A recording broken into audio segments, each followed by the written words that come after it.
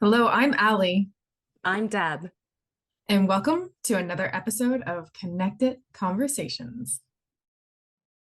Welcome to our episode today, all about creating a morning flow. How is your morning? What is your perspective on mornings? Are you someone who wakes up and just is groggy, not feeling it, hitting snooze four times before your feet hit the ground? Or are you someone maybe a little bit more like me who's like, good morning, welcome world. This is a new shiny day. It is having no judgment on either person because it's not right or wrong. And simply, maybe you just have a different style for your body because I truly believe some people are not meant to be morning people. And there's others that are just thriving in the morning. And if they're anything like me, they might be dragging their butt at night. So today, Deb and I are talking all about creating a morning that flows. I'm going to have a little insight about what I work with corporations and people just to hone into their own style. So Deb, how do you feel about mornings? What's your style? I want to be like you. I feel like I'm a night hawk. So I think if I'm up late, I am that kind of I like to ease into my day. I don't like to jump out of bed. Although I do appreciate, the birds singing and the sunshine and Mm. stuff like that. But truthfully, I like to ease into my day a little bit more. So I might press snooze once or twice. Like I'm not like a four timer or anything like that. But I do like to have a cup of tea, do some journaling, kind of ease into my day, get my exercise in. Meditation is important. I'm not like jumping out of bed ready to go. I kind of like to ease into my day. Beautiful. So again, Deb and I, similar concepts, just different execution. Because if you see me late at night, it's like my brain stops working and my words stop working, and I'm like falling asleep. My friends are like, "Oh, you're still up, and it's 10 o'clock." I'm like, "I know." So let's get back on track for mornings. And I think this is just a beautiful example to hone into what we would say as a circadian rhythm. And we all have a rhythm in life. And think of it as the owl who does stay late up at night. And that is this natural rhythm. It's awake at night, it's getting its prey. And that's just the way that its body is meant to be on this earth. Where you might have that robin in the morning that's bright and cheery and ready to go, singing their song, and that again is their own rhythm. So think of ourselves as individuals, even though we're all human beings, we each have a different rhythm inside of us that wants to be honored and nurtured. So for the case of myself, who has a lot of cognitive ability, my clearest thinking sometimes is in the mornings. My creative thoughts are ready to be dove into and have that first flow. So for myself, because I know I have that energy, my morning routine sometimes can be like, I have something that I want done and I'll immediately go do it. And then I'll jump into my walk, get my tea into me, maybe water, um, have my shower. Though sometimes it's best for me to harness that energy and that clarity and dive right into something that I want to work on, whether it's maybe revisions for a client, my website, whatever. My clearest thinking can be done in the morning. So if you know that you're someone like that who just has this brilliant mind in the morning, how can you capture it? Whereas we take a look at Deb, like she's very aware that if she was diving into her website reviews or her client files first thing in the morning, it may not benefit herself or others. So she's packed her morning to nurture her getting into rhythm. So Deb, how have you discovered your morning routine? um, I always learn from the best. Excuse me. I always learn from the best. So I always look at people who are successful or who I aspire to be like. And I've asked questions.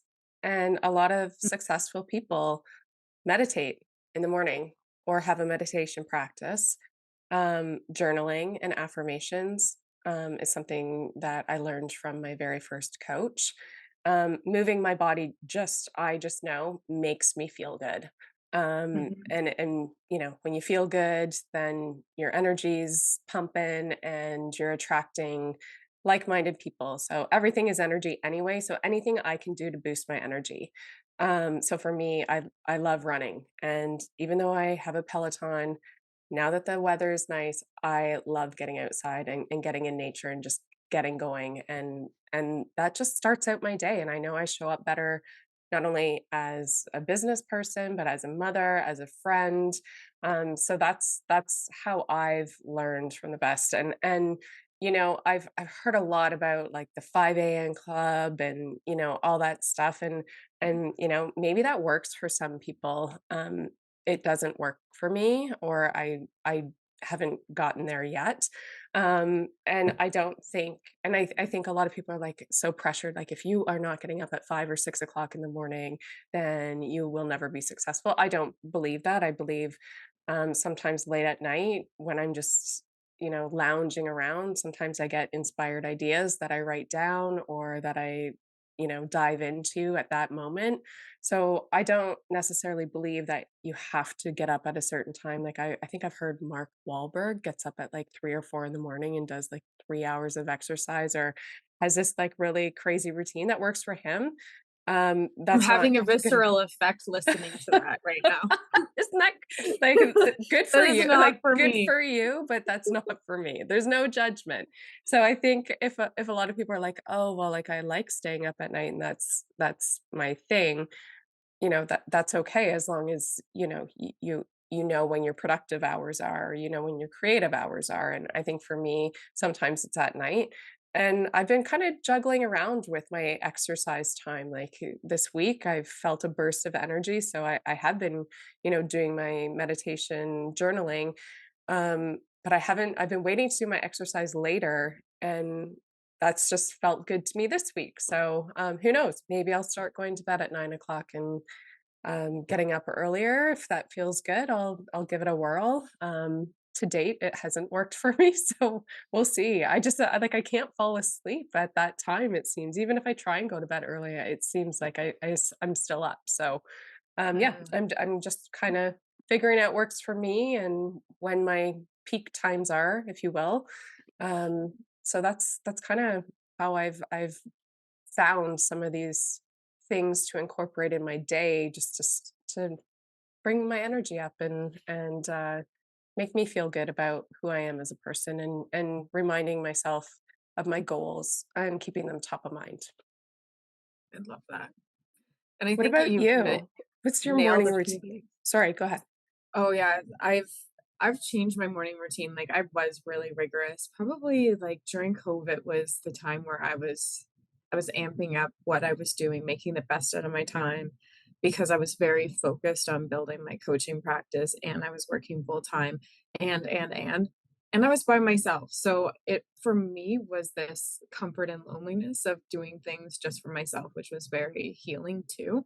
So I used to like 5:36 get up, go for a walk, do that, like be very, very stringent. And then I found one day it's almost like it fell out of place that I needed that rigidity for a certain period of my time.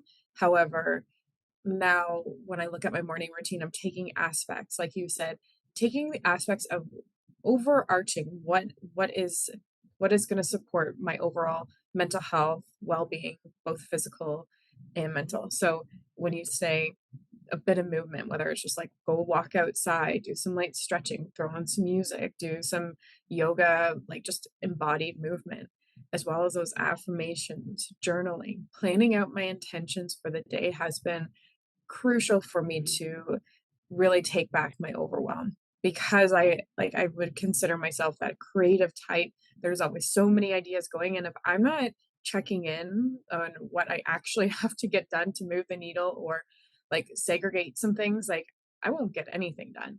So adding those elements and the meditation, the mindfulness and gratitude practices, those are known in positive psychology as a way for you to flourish in life. And it's not woohoo, it's not, oh, this is whatever. No, it's science and research back that people that generally have a gratitude mindfulness practice are are substantially more happy and can help their emotional overload too.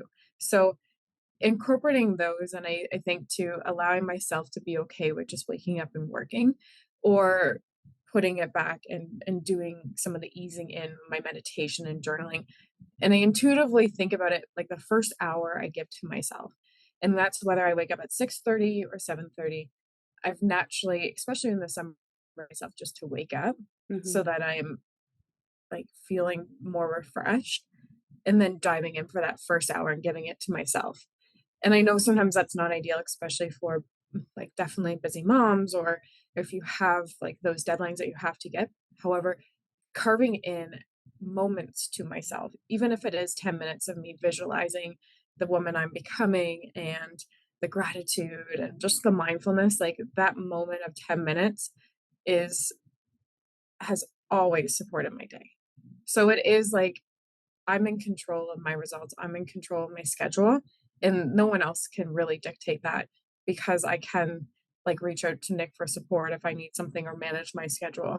And that's the way I've chose to design my life. However, it is using it in a meaningful way and not just getting up and scrolling on the phone because trust me, I've done that as well, where it's simply easy to like get caught in the scroll, get caught in emails. And I know on those days that I do scroll or I go straight to emails, my days are not the same at all. I agree. I think there has been a lot of studies done on meditation or mindfulness, and not only does it make you a happier person, but it actually reduces your stress. So even 5 minutes, busy moms, who's ever out there, like busy corporate people, 5 minutes a day, and just doing that first thing in the morning before you get on your phone. I would say my partner always has his phone, and it's kind of a and it's, what's the word I'm thinking of here? It's I a was saying bone problem. of contention. I That's don't the know if word, that's that's the the word. right word. That's the word because I guess, like you, it's not the first thing I obviously, my alarm is on my phone, but even studies have shown just, like, keeping your phone outside of the bedroom or at least, like, 7 feet away is beneficial. I don't do that, but I do believe that there is something about the energy surrounding, electronics around you while you're trying to sleep, does affect your sleep. So I am one, I still have my alarm on my phone, but that's the first thing he does. Like he gets up and he's on his phone and it just like it causes me anxiety almost. Like it gives me like this physical reaction when you were talking about the phone. Because I just think there's a time and a place, and even on my walk yesterday, I didn't even take my phone because I just think it's so important to, like, take that time for yourself just to, like, detach from electronics and really get inside and just, like, whatever that is, go outside and have gratitude, go outside and, think about some like, whether it's a problem, think about a solution or just ask for guidance. Like, I don't know. I find the phone thing for me is causing more problems for me than it is solutions because you're right. You can mindlessly scroll. And if that's the first thing you're doing in the morning, I challenge you to do 5 minutes of mindfulness. Mhm. Yeah, and start small, I think would be my last recommendation is, people kinda look at my morning routine and, "Oh my god, I could never do Mhm. this." Well, trust me, if you knew where I was 5, 6 years ago, you can do it. So true. Uh, and I started and I talk about this story, I started by one day saying, I was in this teeny tiny basement suite. It was, a bachelor's suite, so any mess showed, and I just wasn't happy, and I just would kinda leave, and then my place like, my bed wasn't made, and I was like, "Just make your bed every morning."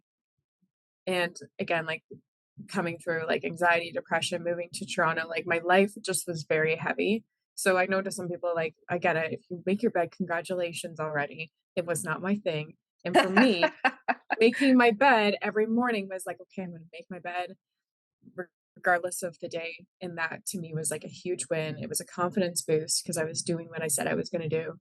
And then I started drinking a glass of water instead of like going straight to coffee. And then I kept on adding. However, I Mhm. didn't add until I was comfortable that I was doing what I said I was going to do. And it was working for me. So my recommendation was if you heard something this week that's like, I've been wanting to do that one thing, just pick one thing, make it small, make it tiny, make it meaningful to you. And that's how you can start making a huge mark on your morning to make it a little bit more flowy for the rest of your day. I love that. I think that's a good place to stop. I do make my bed, but yeah, start small. And making your bed it sets your day up for success because you've already done that's like one thing. So you're already starting out successful just by making your bed. So start Mhm. out with two things, mindfulness and making your bed. It'll be a great day. Anyway, we hope that you've had some great takeaways. We will be back on Monday to kickstart your week live on YouTube and back next Thursday for another episode of Connected Conversations. Thanks for listening. If you enjoyed the show, please share with your friends and rate and recommend on iTunes or Spotify or wherever you get your podcasts. There will be links to more great resources in the description.